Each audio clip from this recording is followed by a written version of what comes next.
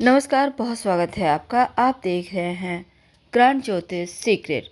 कर्क राशि वालों, राहु केतु का महापरिवर्तन हो रहा है 12 अप्रैल दोपहर। तो राहु केतु, जो राहु है वो मेष राशि में प्रवेश करेंगे और जो केतु हैं वो तुला राशि में प्रवेश करेंगे। तो आपके ऊपर इसका क्या प्रभाव होगा, चलिए जान। तो देखिए, जो केतु हैं 12 अप्रैल 2022 को दोपहर 3:31 पर अपनी उच्च राशि से निकलकर तुला राशि में आएंगे। अब केतु की जो रफ्तार है ना वो धीमा है और एक ग्रह एक राशि से दूसरी राशि में जाने में वो 18 महीने का समय लेते हैं। और वैदिक ज्योतिष में केतु को छाया ग्रह कहा गया है, जिनकी चाल हमेशा उल्टी रहती है, यानी वो वक्री चलते हैं पीछे की तरफ। अब वैदिक ज्योतिष के अनुसार केतु जो हैं वो व्यक्ति पर गहरा प्रभाव डालते हैं और जिस व्यक्ति की कुंडली में केतु की स्थिति उत्तम होती है वह सुख, समृद्धि, ऐश्वर्यपूर्ण जीवन जीता है। समाज में नाम, सम्मान, रुतबा होता है। ऐसे लोग विपरीत और अशुभ केतु अगर आपका कुंडली में केतु विपरीत प्रभाव दे तो दिमाग में गलत कार्य करने का आइडिया या फिर वैराग्य की तरफ केतु ले जाता है। अब सब विशेषता है यहाँ पर केतु का, लेकिन केतु जो है ना व्यक्ति को कुशलता भी देता है, न्याय की गहरी भावना देता है, मीठी वाणी भी केतु ही देता है और यहाँ तक कि विनम्रता भी व्यक्ति को केतु देता है। संघर्ष और टकराव से बचने का जो चतुर रणनीति होती है वो केतु ही के कारण ही होता है। व्यक्ति के जीवन में संतुलन, अब तुला में आएंगे तो संतुलन भी देगा और सुखद और सुंदर तरीके से कार्य को करने का गुण भी देगा।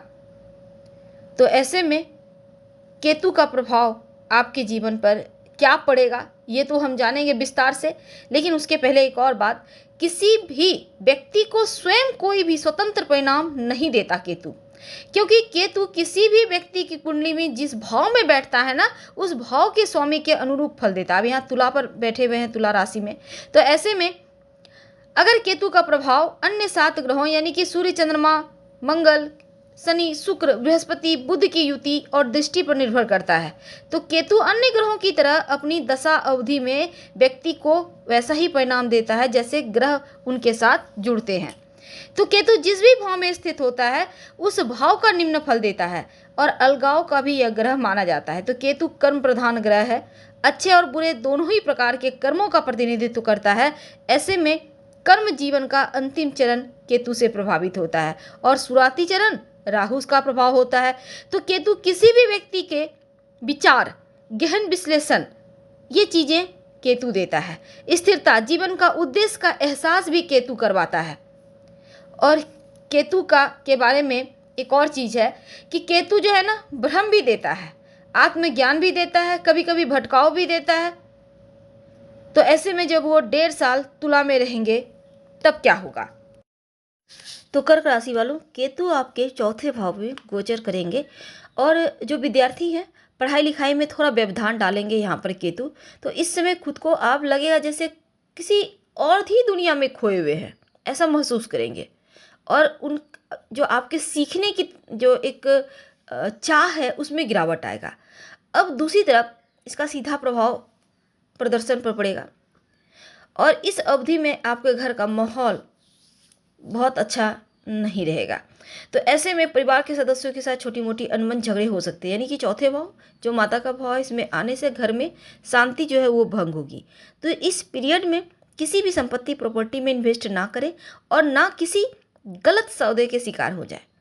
इस दौरान अपनी माँ के स्वास्थ्य का भी ध्यान रखना है और जिसकी वजह से आप काफ़ी तनावपूर्ण भी स्थिति में रहेंगे, बार बार उनके इलाज के लिए डॉक्टर के पास जाना पड़ेगा और आपका झुकाव कुछ ऐसी चीज़ों को सीखने की तरफ रहेगा, विशेषकर कंप्यूटर या नई चीज़ों को सीखने, विदेशी बाजार का ज्ञान प्राप्त करने की ओर भी रह सकता है।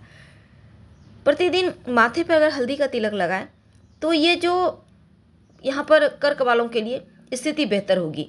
वैसे माता के प्रति आपका श्रद्धा बढ़ेगा, वाणी आपका मधुर रहेगा, नौकरी व्यापार में तरक्की है, स्थान परिवर्तन के योग बने हुए हैं और विदेश में संबंध बनाने के भी कार्य इसमें केतु करवाएगा।